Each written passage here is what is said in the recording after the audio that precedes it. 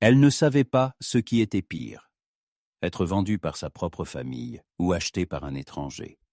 En un instant, sa vie fut scindée en un avant et un après. Le soleil s'était levé depuis longtemps sur la place du marché poussiéreuse, mais la chaleur ne faisait que commencer à monter. L'air vibrait, comme au-dessus d'un four, et la fine poussière soulevée par les pas des gens et les sabots des chevaux recouvrait tout d'une légère brume trouble. L'odeur du pain frais, de la sueur des chevaux et des brassereaux fumants se mêlait au brouhaha général du grand marché. C'était toujours bruyant ici. Les marchands criaient, les femmes discutaient, les enfants couraient entre les étals. Mais aujourd'hui, au cœur de cette agitation, se tenait Sarah. Les doigts fins de Sarah serraient fermement les bords de sa simple robe beige. Sur son visage était figé un mélange de honte, de peur et d'une sorte de résignation sourde. Elle craignait de lever les yeux et de croiser le regard des gens autour d'elle. Elle n'y arrivait d'ailleurs pas. Ses yeux étaient remplis de larmes qu'elle s'efforçait de retenir. Son cœur battait si fort qu'il semblait que son grondement pouvait être entendu même à travers le brouhaha du marché. À côté d'elle se tenait son père, un homme grand et robuste, arborant un sourire forcé. Il discutait calmement avec le marchand local, comme s'il négociait la vente d'un veau plutôt que le destin de sa propre fille. « Regardez !» disait-il d'une voix agréable, presque douce. « C'est une fille comme on n'en fait plus. Le visage est pur, les dents intactes. Travailleuse modeste, obéissante. Elle cuisine bien, coude avec soin. Que demander de plus à une femme ? Le seul inconvénient, c'est qu'elle est stérile. Mais, qui sait ? Le Seigneur pourrait encore envoyer... » Le marchand examinait Sarah d'un air sceptique, se frottant le menton. Les hommes autour d'eux échangeaient des regards. Certains ricanaient. Les femmes chuchotaient discrètement, cachant leurs lèvres derrière leurs mains. Les enfants, dissimulés derrière les larges jupes de leur mère, observèrent la scène avec curiosité. Sarah entendait leurs murmures, chacun comme un coup. C'est elle, celle qui a perdu son mari. Stérile, la honte de la famille. Mais par-dessus tout, les mots de son père résonnaient. Son discours froid et assuré lui déchirait les oreilles. Le prix est juste. La moitié du coût d'une vache laitière. Ni plus, ni moins. Et bien sûr, sans retour. Celui qui se décidera ne le regrettera pas. Sarah savait pourquoi il agissait ainsi. Tout était pour sa sœur cadette, Lily. Pendant des années, leur père avait rêvé d'un bon mariage pour sa plus jeune fille. Pour cela, il fallait réunir une dot respectable. Et puisque Lily elle-même était considérée comme une jeune perle aux yeux de la noblesse locale, jeune, vive, insouciante, le père était prêt à tout sacrifier pour son mariage brillant. Et voici Lily elle-même, dans une robe blanche étincelante au soleil, avec des lèvres légèrement boudeuses et des yeux remplis d'une douce fierté. Elle se tenait un peu à l'écart, entourée de ses amis, jetant un coup d'œil à Sarah par-dessus son épaule, un regard ni méchant, ni compatissant, plutôt indifférent.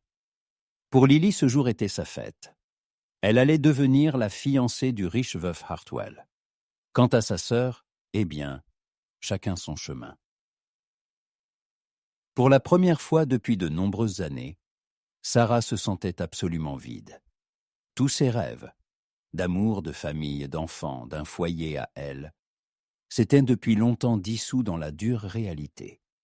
Autrefois, elle s'était mariée elle-même, à un jeune fermier du comté voisin. Mais 2 ans sans enfant, les regards constants de sa belle-mère, les allusions des voisins, et elle fut renvoyée chez ses parents, comme un objet défectueux. Le père n'avait alors pas caché sa déception. La mère se détournait. Lily la plaignait. Mais comme on plaint une vieille poupée cassée. Tout pour la famille, Sarah. Répétait alors le père. Tu dois comprendre. Pour Lily, elle est notre avenir. Et Sarah se taisait, comme un mur sur lequel s'appuient les lourdes pierres des ambitions d'autrui. À travers l'air chaud, des pas lourds et résonnants se firent entendre. Leur rythme semblait percer l'agitation du bazar, faisant se retourner de nombreuses personnes. Un homme grand émergea lentement de la foule. Sa démarche était lente mais assurée. Il portait une chemise usée mais soignée, de vieilles bottes en cuir et un chapeau à larges bords qui masquait une grande partie de son visage. Mais même à travers l'ombre du bord, on pouvait distinguer qu'il s'agissait d'un homme fort, sévère, mais non malveillant. Ses mains étaient robustes et calleuses, des mains habituées au travail. Il s'approcha de la table où se tenait le père de Sarah, sans dire un mot. Un silence presque solennel s'installa un instant. « Que puis-je faire pour vous ?» rompit le père, le premier, examinant l'étranger. L'homme fouilla silencieusement dans la poche de son long manteau et en tira une bourse en cuir épaisse. Le cliquetis des pièces résonna fort, comme un coup de feu. Il la posa directement sur la table. Le père haussa les sourcils. « Sans négocier ? Êtes-vous sûr ? La jeune fille est ce sans retour. Tout est honnête. » L'homme leva enfin les yeux. Ses yeux étaient sombres, fatigués, mais ils ne contenaient ni mépris, ni convoitise, ni arrogance, seulement de la fermeté. « Personne ne l'humiliera plus, » dit-il doucement. « Je la prends. » La foule se figea, chuchotant avec surprise. Quelqu'un ricana, quelqu'un secoua la tête. Mais l'homme ne dit plus un mot. Il se retourna simplement, faisant comprendre que tout était décidé. Le père poussa doucement Sarah dans le dos. « Va. Maintenant tu es à lui. » Sarah, les mains tremblantes, prit le petit sac contenant ses affaires. Il n'y avait là qu'une paire de robes simples, un vieux peigne usé, une petite icône et le médaillon de sa mère. Elle leva la tête, croisa le regard de Lily. Celle-ci détourna simplement les yeux. La poussière tourbillonna sous ses pieds, tandis que Sarah suivait cet homme silencieux vers l'inconnu. La route s'éloignait de plus en plus de la ville. Les roues claquaient sourdement sur le chemin de terre battue. La charrette tressautait à chaque ornière. Mais Sarah remarquait à peine ses secousses. Elle était assise en silence, serrant contre sa poitrine le petit sac de ses modestes possessions. Son cœur oscillait entre la peur, la honte et une faible lueur d'espoir, celle qu'au moins le silence l'attendait. L'homme qui l'avait achetée conduisait la charrette avec assurance et sans un mot. Ses mains tenaient fermement les rênes. Son dos était droit. Parfois, il jetait de brefs regards dans sa direction, mais ne posait aucune question. Le silence entre eux était pesant, mais en même temps étrangement sûr. Après l'humiliation du marché, même ce trajet silencieux semblait à Sarah une bouffée d'air frais. Heure après heure, les paysages changeaient.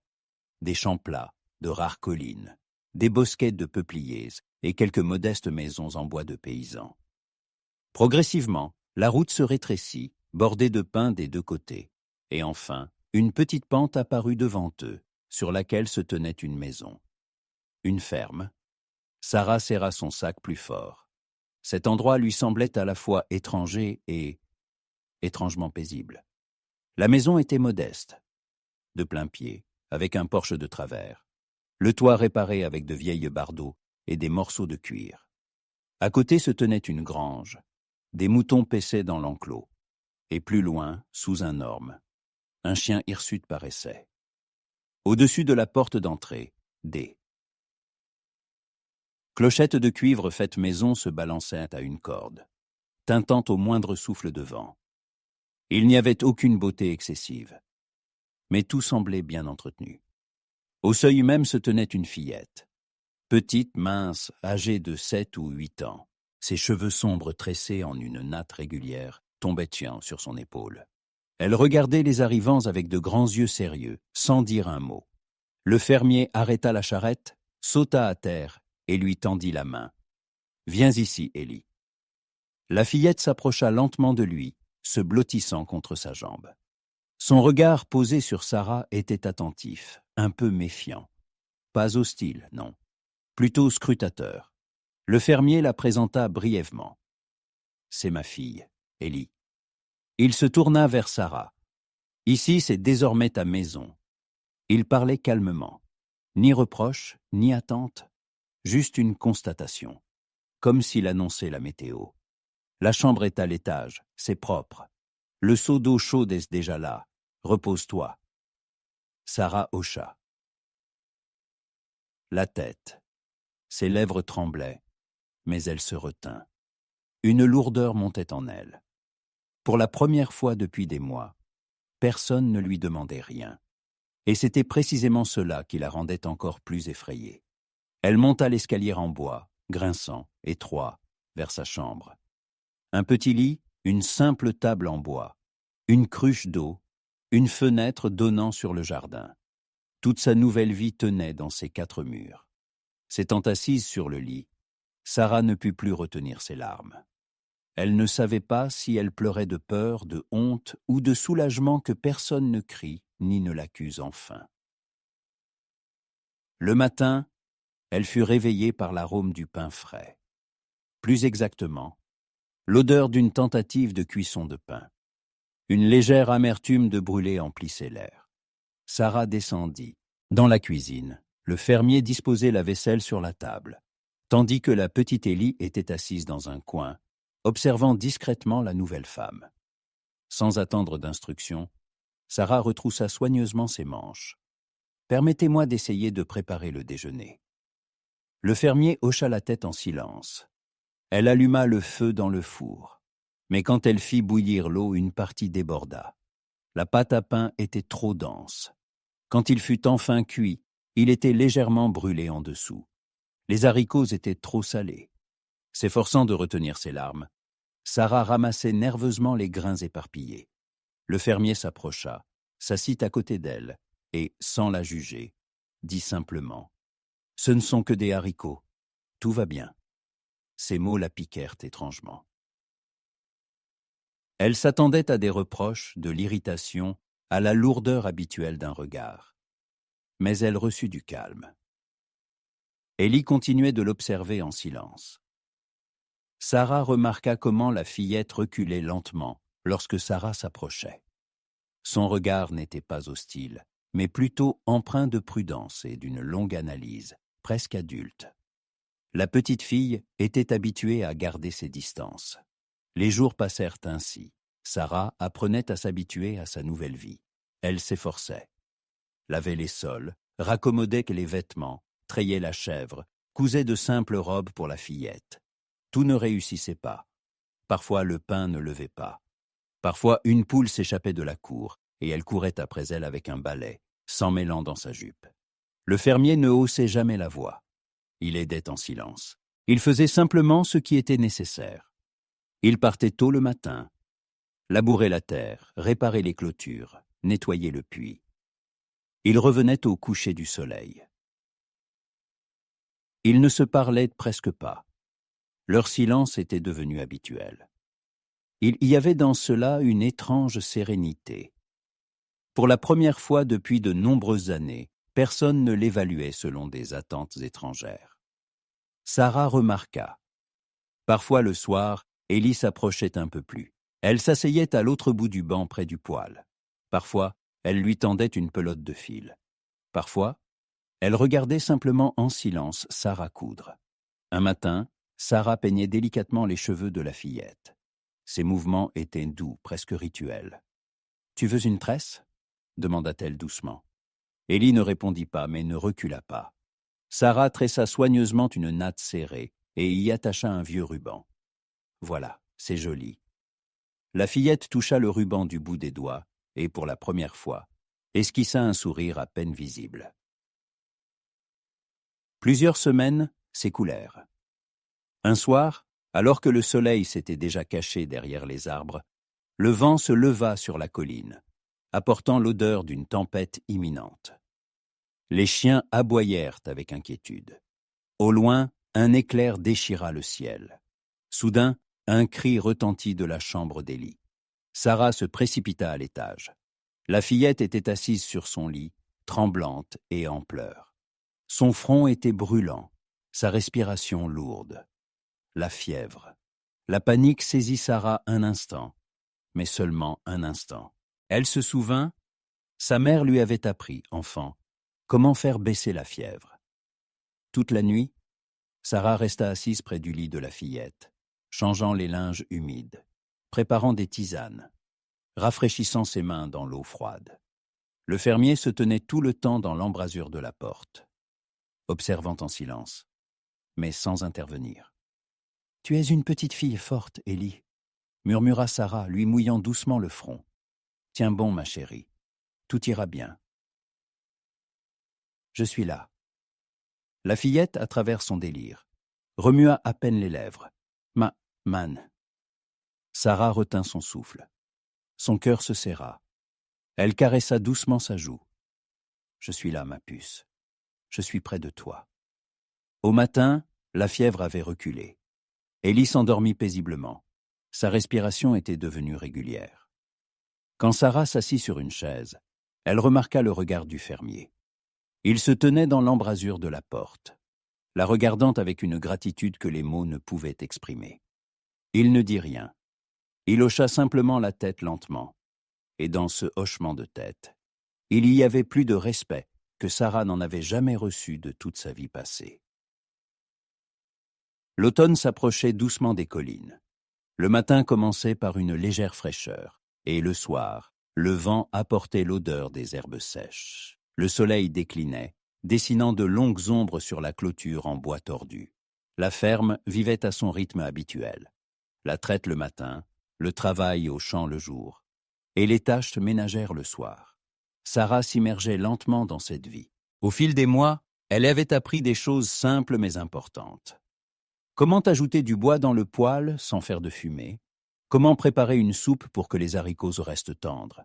Comment coudre soigneusement de simples couvertures chaudes? Ses mouvements devenaient plus assurés.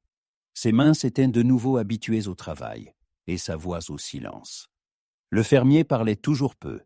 Il n'y avait presque pas de conversations entre eux. Mais une compréhension s'était installée.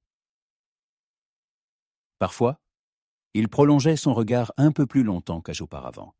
Parfois, il est aidé non pas à la demande, mais simplement parce qu'il voyait qu'elle avait du mal, et toujours en silence. Le plus grand changement s'opérait chez Ellie. La fillette s'ouvrait progressivement. Elle ne se cachait plus lorsque Sarah entrait dans la pièce. Parfois, assise près de la cheminée, elle observait discrètement Sarah raccommoder des chaussettes ou tricoter avec soin une vieille poupée en patchwork. « Tu veux m'aider avec les fils ?» proposa un jour Sarah, lui tendant une pelote. La fillette hocha la tête. Ses doigts dévidaient habilement les fils, aidant à tendre le tissu uniformément.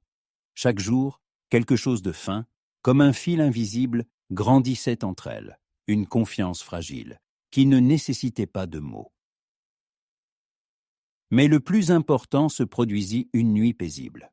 Le soir, le vent apporta des nuages des montagnes. Une véritable tempête éclata. Un vent violent claquait contre les volets. Les éclairs illuminaient la forêt derrière la maison, et la pluie tambourinait sur le toit comme des tambours. Sous un tel déluge, même les animaux se serraient à l'abri. Sarah fut réveillée par un son étrange. Puis, un cri. Ellie. Elle se précipita à l'étage. La fillette était assise dans son lit, toute tremblante. Ses yeux étaient grands ouverts, ses lèvres pâles, et son front brûlait. La fièvre avait de nouveau repris ses droits. « Tout va bien, ma chérie, je suis là », murmura Sarah en la couvrant d'une couverture. Les mains de Sarah tremblaient, mais ses mouvements étaient rapides. Elle prépara de l'écorce de saule, y ajouta de la menthe. Toute la nuit, elle resta près du lit, essuyant le petit visage fiévreux avec une serviette humide, lui donnant à boire une décoction. La fillette gémissait à travers son délire. Ses yeux erraient, parfois se fixant dans le vide. Le fermier se tenait tout ce temps dans l'embrasure de la porte de la chambre. Il n'intervint pas, ne dit rien. Il était simplement là. Son regard était tendu. L'inquiétude se lisait sur son visage. Sarah chantait doucement d'une berceuse que sa mère lui chantait enfant. Sa voix tremblait, mais la mélodie résonnait. C'était une chanson simple, presque oubliée, sur une rivière coulant à travers la forêt, sur la douceur du matin, après une longue nuit. « Chut, ma chérie, » murmura-t-elle. « Tiens bon, tu es forte. je suis avec toi. Les heures s'étirèrent à l'infini. Lorsque les premiers rayons pâles de l'aube se frayèrent un chemin à travers les fentes des volets, la fièvre commença à reculer. La respiration de la fillette devint plus régulière. Son visage retrouva une couleur rosée. Élie ouvrit les yeux et murmura à peine audiblement « Maman ». Sarah se figea. Son cœur se serra d'étonnement et de tendresse. Sa main se posa sur la petite paume. « Je suis là, ma chérie. Je suis près de toi. » Ces deux mots furent comme un germe perçant la terre sèche. Le fermier fit un pas lent en avant. Il regarda Sarah et Élie, et dans ses yeux apparut pour la première fois non seulement du respect, mais aussi de la douceur. Il hocha la tête. Il ne dit rien, mais cela suffisait. Les jours suivants furent pour eux le temps de nouveaux pas. Élie se tournait désormais d'elle-même vers Sarah. Le matin, la fillette se réveillait et courait la rejoindre dans la cuisine. Elle aidait à pétrir la pâte, à distribuer la nourriture aux poules, à verser de l'eau dans l'abreuvoir. Parfois, elles sortaient ensemble dans le jardin, ramasser les feuilles mortes, désherber les parterres, nourrir les chevreaux. « Demain, nous planterons des bulbes », racontait Sarah. « Au printemps, les premières fleurs en sortiront. » La fillette hochait la tête et observait. Attentivement, Sarah ameublirent la terre. Ses petits doigts se copiaient avec application les mouvements. « Et comment as-tu appris tout cela ?» demanda un jour Élie. Sarah réfléchit. « Ma mère m'a appris. Et puis, par moi-même. La vie apprend par elle-même, ma chérie. » Élie se blottit avec confiance contre son flanc. C'était leur premier geste mutuel. Sans contrainte, sans peur. Sarah lui caressa tendrement les cheveux. Parfois le soir, quand le fermier avait fini ses tâches, ils dînaient tous les trois. Ils ne parlaient presque pas à table. Mais dans ce silence, il n'y avait pas de tension. Il y avait une étrange chaleur. Chacun connaissait sa place à cette modeste table en bois. Chacun était déjà nécessaire à quelqu'un. Un soir, après le dîner, le fermier, en rangeant ses outils dans la grange, s'attarda plus longtemps que d'habitude. Sarah sortit sur le porche. Le vent bruissait dans la cime des arbres. Les clochettes de cuivre au-dessus de la porte tintaient. Elle s'approcha. « Vous… » Elle hésita. « Tu n'aurais pas dû prendre ma défense au marché ce jour-là. » Le fermier se retourna. Son visage dans la pénombre semblait encore plus fatigué, mais son regard était doux. « Il le fallait, » répondit-il doucement. Sarah hocha la tête en silence. Ils restèrent longtemps sans parler. Puis il ajouta « Je ne savais pas alors où j'allais, mais maintenant je sais. Je ne le regrette pas. » Son cœur tressaillit étrangement à ces simples mots. La vie à la ferme continuait lentement son cours. Mais entre eux, quelque chose de plus grand qu'une simple obligation était déjà en train de naître. Quelque chose qui pourrait se transformer en un nouveau lien. Pour l'instant, chaque soir, elle couvrait Élie d'une couverture, chantait la même chanson et, en regardant le visage paisible de la fillette, elle sentait qu'elle était de nouveau nécessaire à quelqu'un. Et pour la première fois depuis de nombreuses années, non pas comme une dette, non pas comme une marchandise, non pas comme une erreur, mais comme une mère. Près d'1 an s'était écoulé depuis le jour où Sarah avait franchi le seuil de la ferme. Toutes les saisons y étaient en spécial, différentes de celles qu'elle avait connues auparavant. Ici, le printemps sentait non seulement l'herbe humide, mais aussi l'espoir, l'été, le foin poussiéreux et les baies sucrées qu'elle cueillait avec Élie. L'automne, les pommes rôties et le crépitement des feuilles sèches sous leurs pieds. Et l'hiver, même l'hiver n'était pas aussi solitaire qu'avant. Pour la première fois, Sarah sentait que ses journées avaient un poids. Le matin, elle se levait avant le soleil, allumait le poêle. Pétrissait la pâte à pain, chantait de vieilles chansons qu'Élie connaissait déjà. Elles s'occupaient ensemble du petit potager que Sarah avait aménagé près de la grange. Des citrouilles y mûrissaient déjà, les tournesols s'étiraient vers la lumière, et les haricots grimpaient le long des tuteurs comme de fins doigts. Le fermier, Andrew, comme elle avait appris son nom, travaillait du lever au coucher du soleil. Ils parlaient toujours peu, mais leur silence était devenu calme, presque confortable. Parfois le soir, ils s'asseyaient sur la véranda, sculptant des jouets en bois pour Ellie. Parfois, ils l'aidaient à sécher les herbes.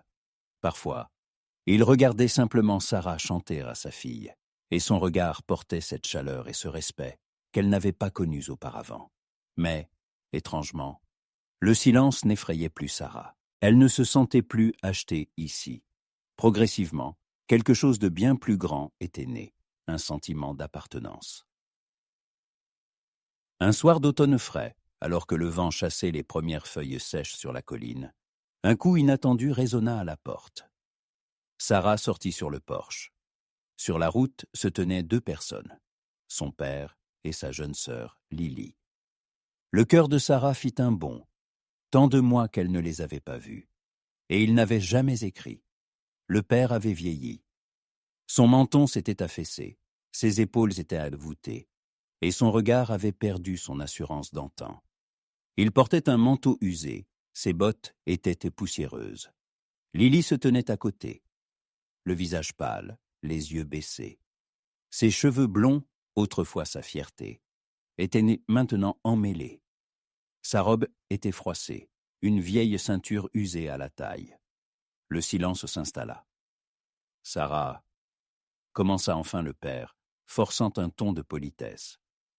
Ma fille. Sarah ne répondit pas. Sa poitrine se serra, non de colère, mais plutôt d'amertume. Le père continua hâtivement, comme s'il craignait d'être interrompu. Nous avons des problèmes. Monsieur Hartwell, il a renoncé à Lily. Notre mariage est annulé. Ses avocats, nous avons tout perdu. La maison, la terre, le bétail. Nous nous sommes retrouvés sans rien. Nous n'avons plus de toit. Il fit un pas en avant. Nous n'avons nulle part où aller, Sarah. Nous ne demandons pas grand-chose. Juste un peu d'abri. Pour un temps. Pour le lien du sang. Pour la famille. Lily restait silencieuse. Seuls ses yeux tremblaient. Il y avait quelque chose de nouveau en eux. De la honte, de la fatigue, de la résignation. Sarah sentit monter en elle un ancien sentiment. La faiblesse familière face à son père. Les mots « pour la famille » avaient toujours été pour lui un prétexte à toute transaction, à toute trahison. Andrew apparut sur le porche. Il se tint silencieusement à côté d'elle, les mains calmement le long du corps. Son visage restait serein, mais son regard était devenu ferme.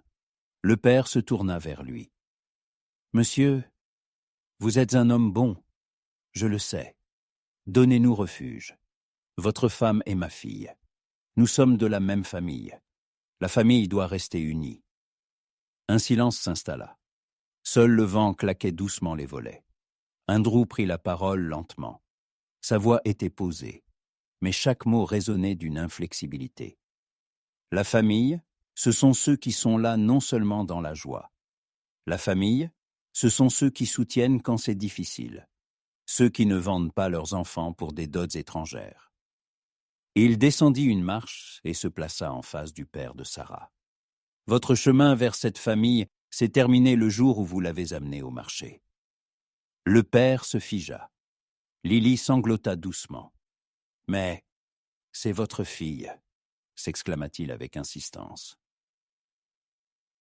Andrew marqua une courte pause et prononça doucement. « Ici, c'est sa maison. Ici, c'est sa famille.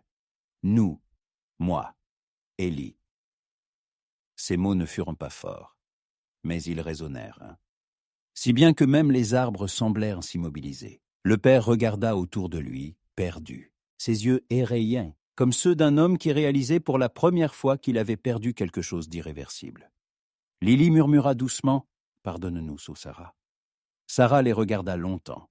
Elle ne ressentait pas de vengeance ni de joie de la victoire dans sa poitrine. Seulement un adieu las à ce qui l'avait autrefois blessé. Vous feriez mieux de partir avant la tombée de la nuit, dit-elle doucement. Vous n'avez plus votre place ici. Quand ils furent non partis, et que le soir tomba sur la ferme, Sarah resta longtemps sur le porche, à côté d'elle, Andrew à côté, Ellie qui l'enlaçait par la taille. « Tout va bien, maman ?» murmura la fillette. Sarah se pencha, l'embrassa dans les cheveux. « Tout va bien, ma chérie, nous sommes à la maison. » Andrew posa lentement sa main sur son épaule. Une paume chaude et forte, sans mots. Mais dans ce toucher, il y avait tout. Le passé avait tenté de revenir, mais il n'avait plus de pouvoir ici. L'hiver dernier, il n'y avait presque pas eu de neige à la ferme. Quelques flocons légers avaient recouvert la terre à 2 reprises, mais le printemps était arrivé tôt. La terre avait absorbé l'humidité, et la verdure avait rampé sur les pentes. Sarah et Ellie plantèrent les premières pousses de haricots, attachant les tiges fragiles à de nouveaux tuteurs. Le soleil gagnait rapidement en force, les jours s'allongeaient. La vie à la ferme suivait son rythme. Le matin, les tâches ménagères, l'après-midi, le travail au champ, le soir. Le dîner à 3 autour de la simple table sous la lampe, tandis qu'à l'extérieur, les chouettes bruissaient dans les cimes épaissies. Dans ces jours, il n'y avait pas d'événements marquants, mais dans chacun, une certitude que Sarah n'avait pas connue depuis de nombreuses années. Elle appartenait à cet endroit. Mais chaque fois que le passé s'éloigne, il te met à l'épreuve. Un jour, à la fin du printemps, elles se rendirent en ville. Il fallait vendre quelques pots de beurre et une dizaine de fromages, échanger de la farine, acheter de nouveaux fers pour les chevaux. Andrew était resté à la ferme. Il réparait le toit après la dernière tempête. La ville était bruyante comme à l'accoutumée. Sarah tirait la charrette, Ellie marchait à côté, lui tenant fermement la main. Elle s'était déjà habituée au regard méfiant, au chuchotement des gens, mais cela ne les blessait plus comme autrefois. Sarah ressentait même une légère fierté, pour ses fromages, pour ses pots de beurre soignés, pour le fait que leur ferme prospérait sans la grâce de personne. Alors qu'elles avaient terminé leurs affaires au marché et s'apprêtaient à rejoindre la charrette, une silhouette familière.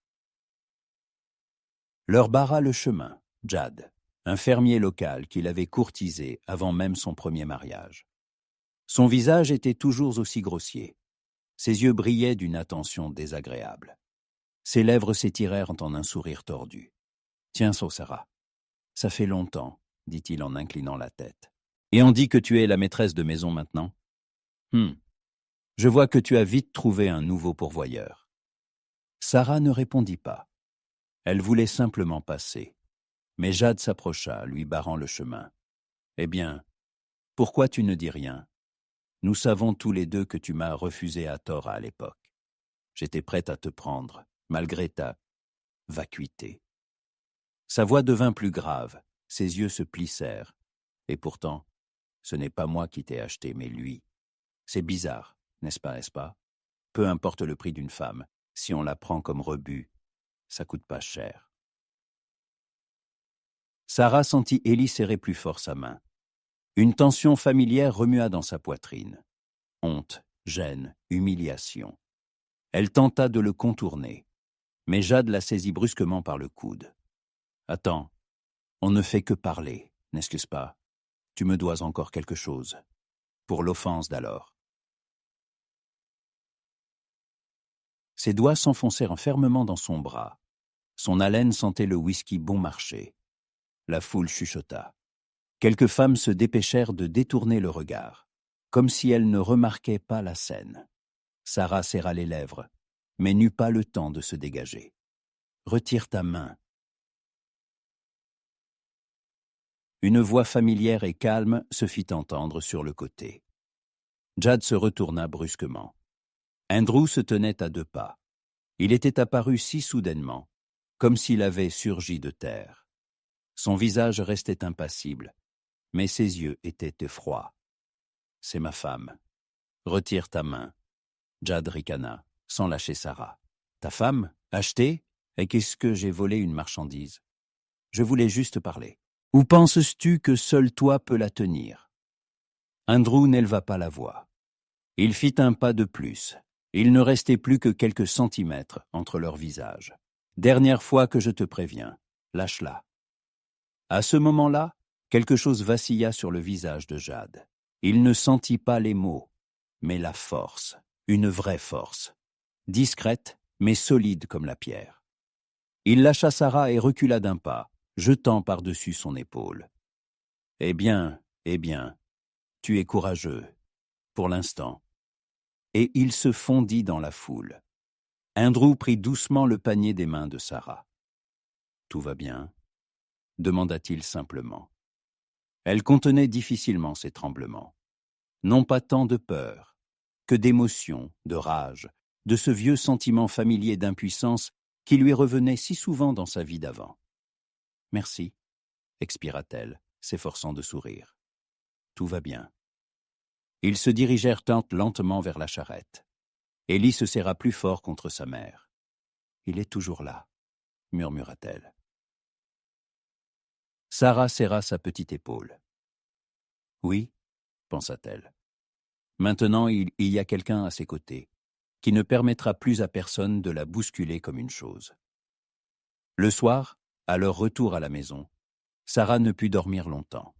Elle se tenait à la fenêtre, regardant le vent agiter les cimes des pins. À un moment donné, Andrew sortit sur la véranda. Il s'arrêta sous la fenêtre, sans la regarder, comme s'il savait qu'elle était là. « Pardonne-moi de ne pas avoir été là ce matin, » dit-il doucement. Sarah serra l'appui de fenêtre. « Tu es arrivé à temps quand même. » Ils se turent. Une lourdeur inexprimée planait entre eux. « Tu n'étais pas obligé de prendre ma défense, » murmura-t-elle, à peine audible. « Tu te trompes, » répondit-il tout aussi doucement. « J'y suis obligé depuis longtemps. » Ces mots brisèrent en elle une dernière digue. Les larmes roulèrent d'elles-mêmes sur ses joues, non de ressentiment, mais de soulagement. « Personne ne m'a jamais défendu ainsi, » avoua-t-elle. Andrew leva lentement les yeux et rencontra son regard. « Personne n'osera plus, » dit-il. À ce moment-là, elle ressentit pour la première fois non pas seulement de la gratitude envers lui, quelque chose de plus profond, quelque chose de réel, de solide, non pas comme envers un sauveur, mais comme envers un égal. Le matin, Ellie, comme à son habitude, arriva la première dans la cuisine et aida à pétrir la pâte. « Maman, » dit-elle doucement en manipulant la farine. « On pourrait planter d'autres fraises ensemble ?» Sarah serra la fillette dans ses bras. « Bien sûr, ma chérie, nous planterons un champ entier. » Cette petite demande était pour elle plus importante que toutes les richesses d'autrefois. Elle possédait désormais ce que nulle dot ne pouvait acheter. La vie s'installait progressivement dans un rythme stable et fiable. Chaque matin, Sarah et Ellie sortaient dans le jardin. Elles ameublissaient la terre, plantaient de nouveaux plants de fraises, attachaient les jeunes tiges de tomates. L'air sentait la terre humide, la verdure fraîche, les fleurs qui s'épanouissaient lentement. Ces simples tâches n'étaient pas un fardeau, mais une joie. La ferme était devenue leur monde, simple mais authentique. Désormais, chaque fois que Sarah regardait cette terre, elle ne voyait pas un refuge acheté, mais une maison qu'ils avaient construite ensemble. Par le travail, la patience, l'attention. Il y avait leur potager, leur poulailler, leur petite cour, au-dessus de laquelle les clochettes du porche tintèrent le soir. Il y avait leur quotidien commun, non pas comme une obligation, mais comme un choix de chaque jour. Mais le printemps fut vite remplacé par un été torride. Le soleil semblait brûler plus fort que les années précédentes. Les pluies les évitaient. La terre se couvrit d'un réseau de fines fissures. Le sol sous leurs pieds craquait sous une croûte sèche. La récolte commençait à souffrir. Les feuilles jaunissaient avant l'heure, et les fruits mûrissants se fanaient avant même de prendre couleur. Andrew travaillait obstinément de l'aube au crépuscule. Il réparait les barrages, transportait l'eau du puits, érigeait de nouveaux bords pour les parterres, afin de retenir un peu d'humidité. Son visage était encore plus marqué par le vent, ses mains plus rudes, à force de travail constant. Sarah voyait à quel point chaque nouveau jour était difficile pour lui. « Tu devrais te reposer de temps en temps », disait-elle le soir, en débarrassant le dîner de la table. « Si je me repose, » souriait-il avec lassitude, « qui arrosera nos pousses ?» Mais il n'y avait pas d'amertume dans sa voix. Seulement l'obstination tranquille d'un homme qui protège ce qui est important. Ellie aussi grandissait plus vite, elle. Aidait déjà pour de vrai. Elle nourrissait les poules, ramassait les œufs, arrosait les buissons. Et pourtant, la sécheresse continuait d'épuiser la terre. La pluie ne venait pas. Un matin, Sarah remarqua qu'Andrew était sorti dans le jardin lentement, avec une faiblesse à peine perceptible. Il titubait. Son visage était plus pâle que d'habitude. « Qu'est-ce qui t'arrive » demanda-t-elle, s'approchant inquiète. « Rien. La chaleur. Un peu de vertige. » Mais à l'heure du déjeuner, il ne put plus se lever. Il s'assit sur les marches du porche, respirant difficilement. Sarah l'aida à rentrer dans la maison. Son front brûlait. La fièvre. Cette nuit-là, elle ne le quitta presque pas. Elle changeait les serviettes humides, lui donnait de l'eau fraîche, préparait des décoctions. La petite Ellie s'endormit à côté sur le sol, agrippée à la jupe de sa mère. À travers son délire, Andrew murmura doucement « Ma belle, ne me quitte pas. » Sarah retint son souffle. Son nom sur ses lèvres ne sonnait pas comme une demande, mais comme une confiance. « Je n'irai nulle part, » répondit-elle en chuchotant. « Je serai toujours là. » Quand 2 jours plus tard, la fièvre tomba, il ouvrit les yeux. Sa voix était faible, mais ferme. « Tu m'as sauvé. » Sarah sourit à travers ses larmes. « Tu m'as toi-même appris à sauver. Depuis le jour où tu as mis le panier dans la charrette et dit « Allons-y. » Il prit sa main dans ses paumes calleuses. Je pensais alors que je te sauvais. Mais il s'est avéré que tu nous as tous sauvés. Une semaine de plus s'écoula. Un soir caniculaire, un groupe de personnes à cheval arriva de l'ouest. Chemise propre, chapeau droit, visage lisse de fonctionnaire. Ils frappèrent à la porte, souriant poliment. « Bonjour, monsieur Simmons, » commença l'aîné. « Je représente la compagnie du chemin de fer panaméricain. Nous sommes intéressés par votre terrain. Une nouvelle ligne est prévue à travers cette pente. Vous recevrez une compensation très généreuse. » Andrew sortit sur le porche. Derrière lui se tenaient Sarah et Ellie. « J'écoute, » dit-il brièvement. « Il s'agit de l'avenir. Votre famille n'aura plus à travailler au champ. La ville, les écoles, le confort, la vraie civilisation, » dit le fonctionnaire d'une voix douce. Sarah serra son tablier dans ses mains. Elle eut du mal à respirer. Andrew regarda leur jardin. La terre craquelait, mais les pousses qui tenaient encore en rang, les plants de fraises attachés de ses mains. La balançoire grinçante sous l'orme, où Ellie riait. Puis il se tourna vers le fonctionnaire. « Ici, il y a déjà tout ce dont mes enfants ont besoin. Cette terre n'est pas à vendre. » Les sourires des fonctionnaires s'estompèrent. « Vous refusez ?» demanda l'homme, perdant légèrement la douceur de sa voix. « Définitivement, » dit Andrew. Ils partirent aussi poliment qu'ils étaient venus. Ils ne revinrent plus. Des années passèrent. Sarah et Andrew, avec Ellie, puis ses jeunes frères et sœurs que Sarah avait mis au monde, continuèrent de construire une maison qui n'était pas faite de briques, mais de confiance. Une maison qu'il était impossible d'acheter. Les voisins parlaient d'eux comme des « gens de la colline », qui n'avaient pas vendu leur terre pour de l'argent. Ils étaient respectés. À la grille, ils avaient cloué une pancarte. « Ici pousse ce qui ne se vend pas. » Quand Ellie fut adulte, se maria et revint en visite, amenant ses petits-enfants. Sarah était assise sur le quai. Porche dans un fauteuil à bascule. Au-dessus d'elle, les mêmes vieilles clochettes tintaient doucement. Andrew s'approcha, s'assit lentement à côté d'elle. « Tu sais, toute ma vie, j'ai cru que je t'avais donné une chance. Et maintenant, je comprends. C'est toi qui nous as offert une nouvelle vie. » Sarah sourit. « Nous nous sommes simplement pris la main alors, et tout le reste a poussé de soi-même. » Ils restèrent assis en silence, observant les petits-enfants s'ébattre dans le jardin parmi les fleurs. La terre continuait de se craqueler sous le soleil, mais à travers les fissures, de nouvelles pousses persistaient à percer, et ce jardin ne se dessécha jamais.